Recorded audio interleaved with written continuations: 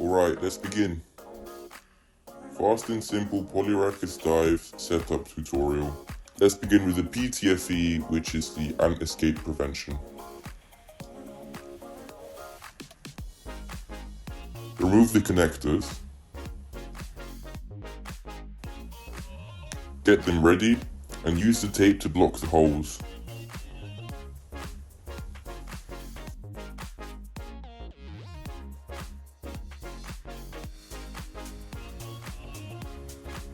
Roll it gently before each use.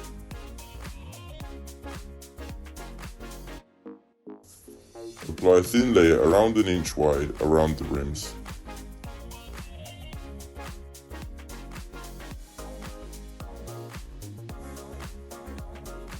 It's important because Polyrhachis dives are very good climbers.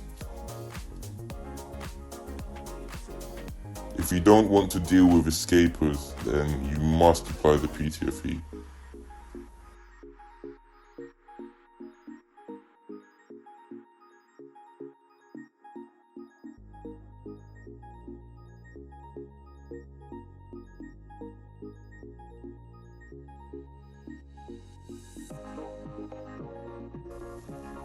Do the same for both the outworlds. Turn them upside down and leave them for a few minutes to dry. Once the PTFE has completely dried, we're ready to go.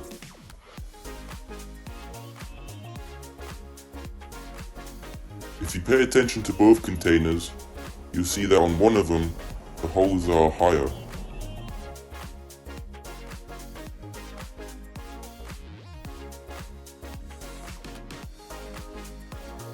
On the left one, the hole is about ½ an inch, approximately, and on the right one, it's about 1 inch. So we're going to use this one for the nest. So high holes is the nest.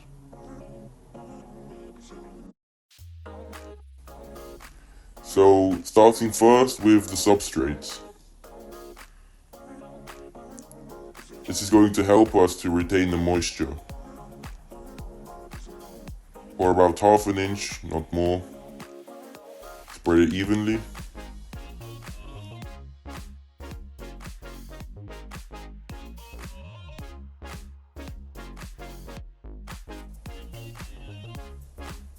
We need a bit more.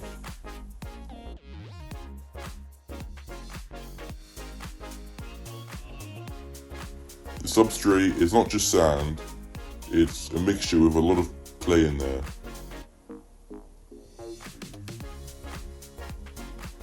So it's going to let us maintain the correct moisture easier.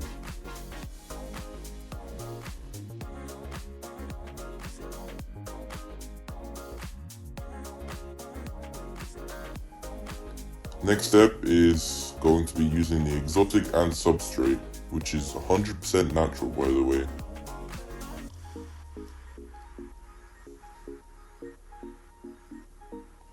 We need another ½ an inch of it.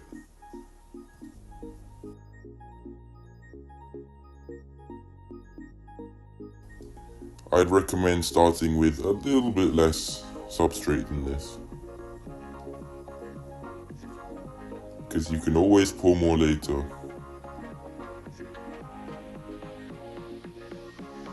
Otherwise it's going to be a messy business. Okay, looks good. Bit more to the left.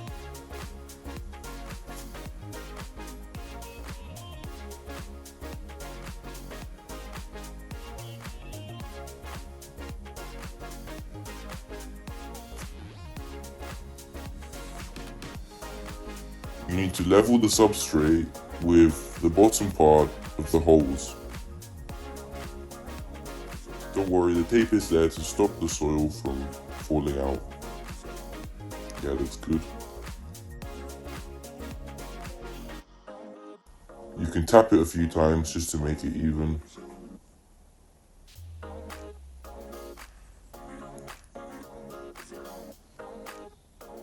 I think we need a bit more on the left. I think that would be enough. we need something to make the Polyrhachis nest have a natural surface. Our goal is to mimic their natural habitat. So we're going to use coconut fibers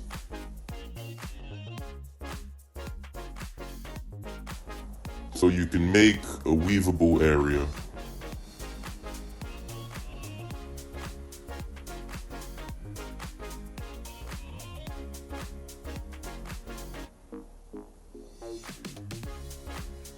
Let's say 1/2 inch of coconut fiber again.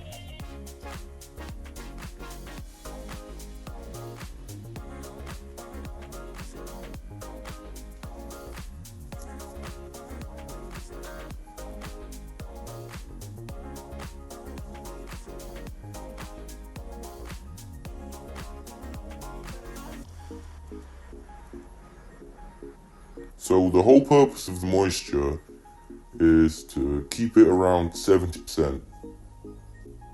So the Polyrhachis dive brood can develop faster and easier.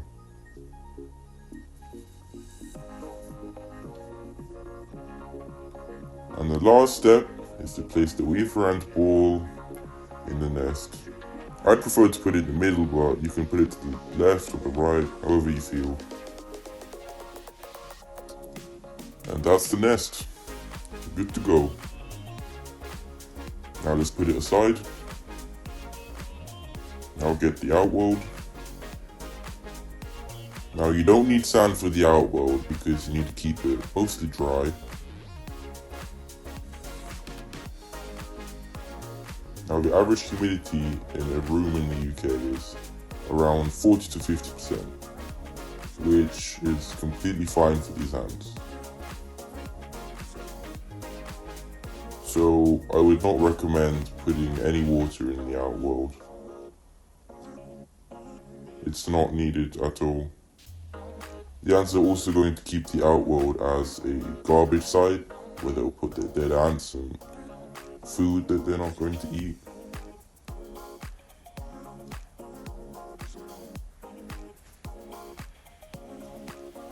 So if there's less moisture, the less problems you're going to have with microorganisms flourishing on these carcasses. Now, I said no sand, but a little bit of sand on the top just to make it look nicer, but it's optional.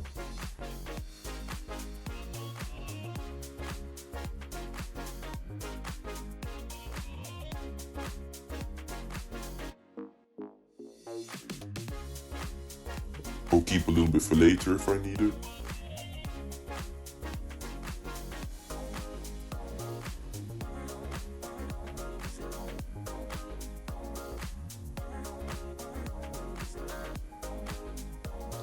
Okay, so now it's time for decoration and coconut fiber. You'll see that once the ants start weaving, they'll use teeny weeny strands of coconut fiber to help with their nest structure.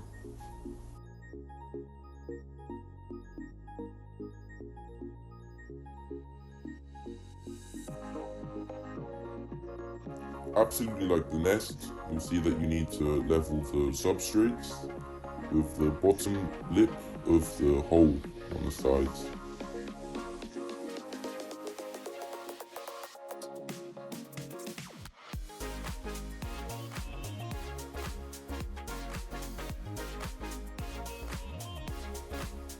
Put some more sand here.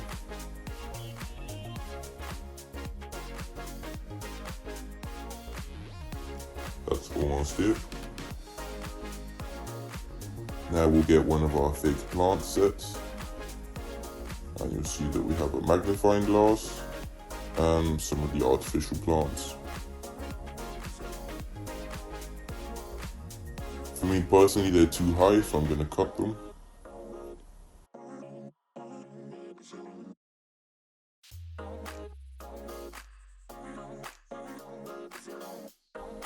And use just a few bits because I don't need them all. I don't like to have too much in the way. Also, I like the white one more than the others, so I'll put it somewhere like there.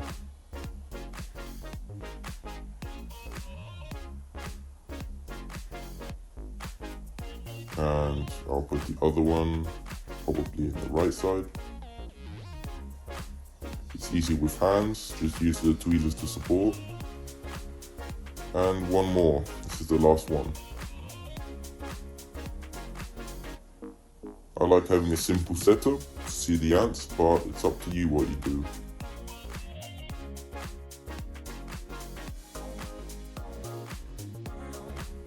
Me personally, simple, but it's not that bad.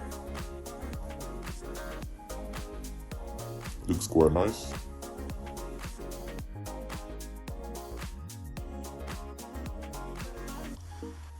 And now for step number 3, let's put the lid on the outworld and let's connect both of them together.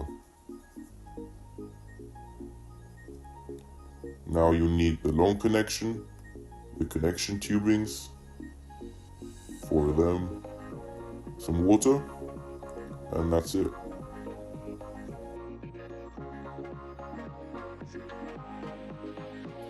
Now where the cap is, where the tube is wider, so you're going to want to put the connection tube on there, and the other thinner side you're going to want to put inside the outworld.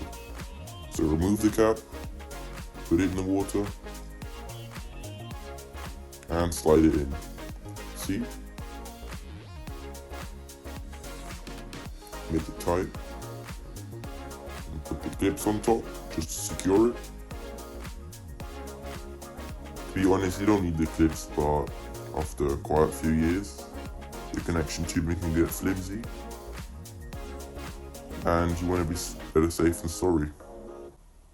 That's all. We've got the connection ready.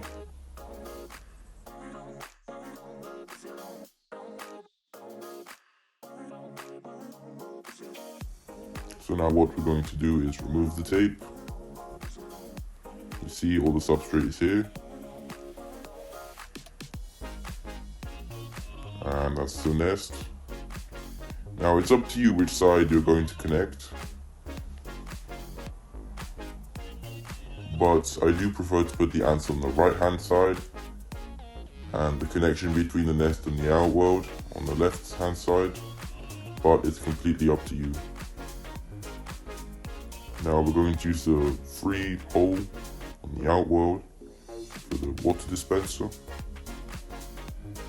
Now in my opinion, what you need to do is to put the outworld in the front of the ant nest, because that's where they forage and where they're a lot more interesting, and you want to put them one behind each other.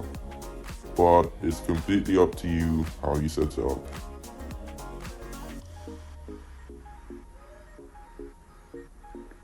Now be careful when you put the connectors in. You don't want to put them in more than 10 millimeters.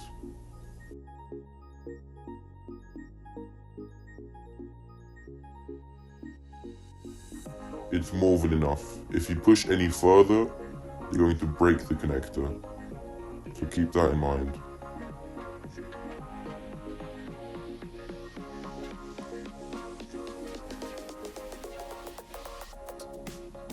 Now, as I said, you can turn it around at any point. All you need to do is twist the connector. And that's it. So what you need is the Queen's test tube connector for the ant test tube. And the smaller one here is for the connector.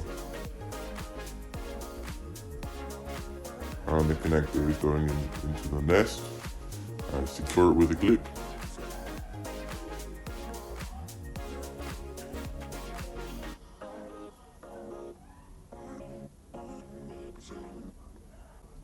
So now just put in the connector, 1/2 inch, not more. Ready to go.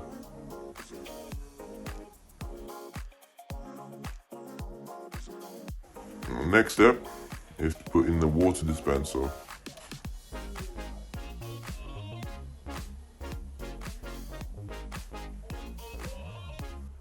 Now, all you need is the connector and the water test tube connector.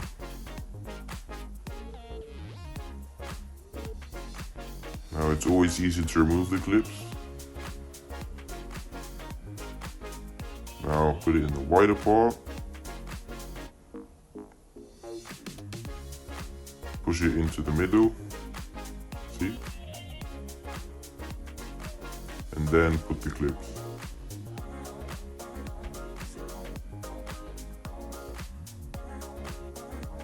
Like this.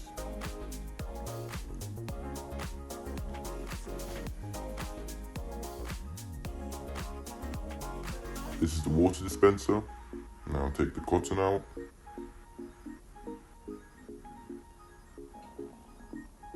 Now you can use the pipette provided to fill it with water. Right up to the top.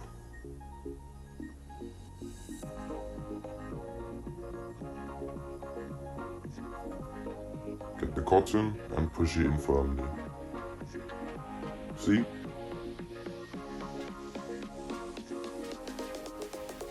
Connect it to the other part.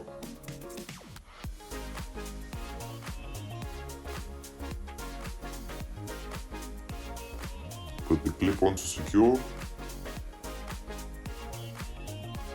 And that's it.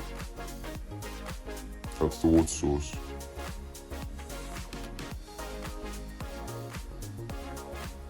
Now you need to keep the ants hydrated all the time. It's an absolute must. Now I can even recommend to put the same watering test tube, or even a bigger one, inside the outworld.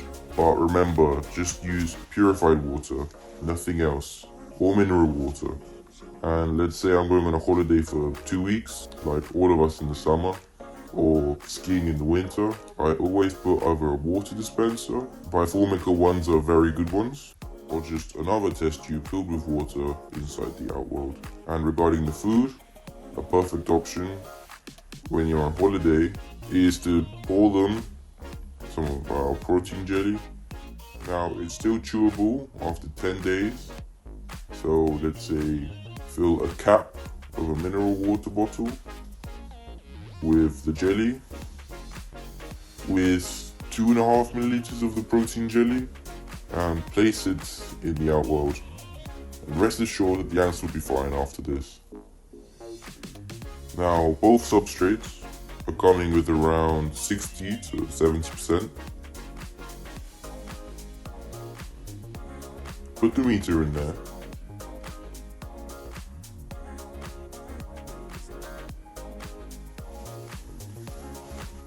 Now let the ants chill out due to delivery stress.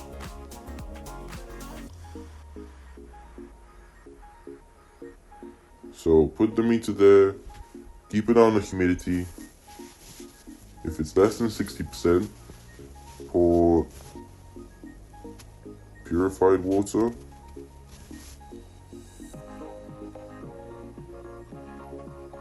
But not on the weaver ball, only on the sides. Pour 3, 5, 6, 7, 10 milliliters and keep track on the humidity. After 5 days, you want to try keep 65, 70% humidity and you're good to go. Okay, now the humidity is 70% sharp and 5 days have passed. So we're ready to go ahead and put the ants in. Now keep in mind that these are weaver ants and there will always be some attached to the cotton. So when you're ready to go, remove the cotton ball gently. And if there's ants on the cotton ball, just place it in the nest and they will be fine.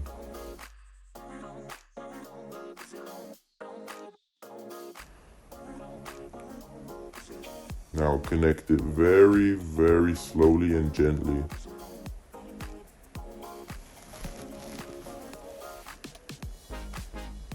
And that's it.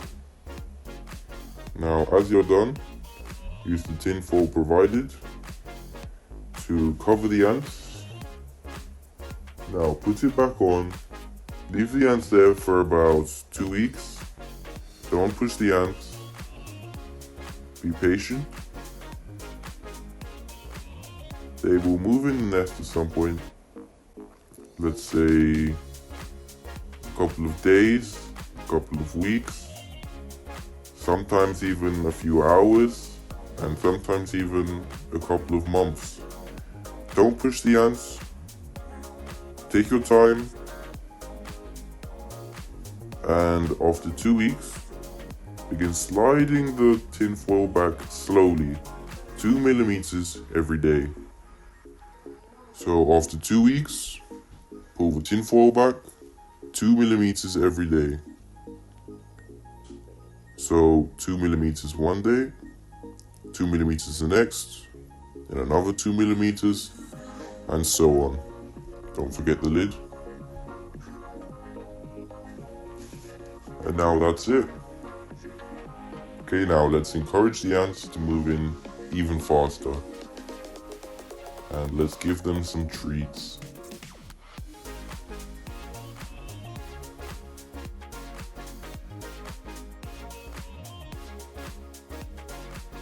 I do recommend using our ant dishes.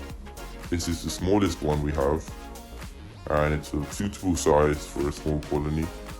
And the colony in there is about 25 workers and a queen, so a small feeder dish is quite suitable.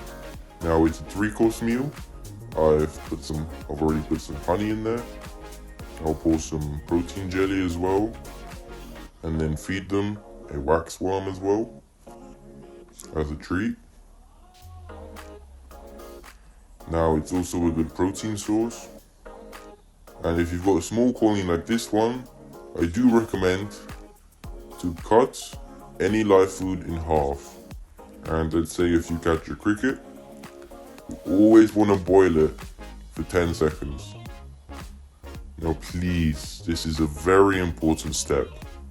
Most of wild food is full of microbes and mites, and you don't want to be in trouble with these things at all. Just get some boiling hot water, put the cricket in, and that will solve all your problems. So get your cricket, boil it, cut it in half, and then feed the ants. Now that's it for our Polyrhachis Dives formicarium setup. 2 containers joined together, one for housing, one for foraging. Simple, beautiful, and very, very interesting. Hit the like button, subscribe to our channel, and stay tuned.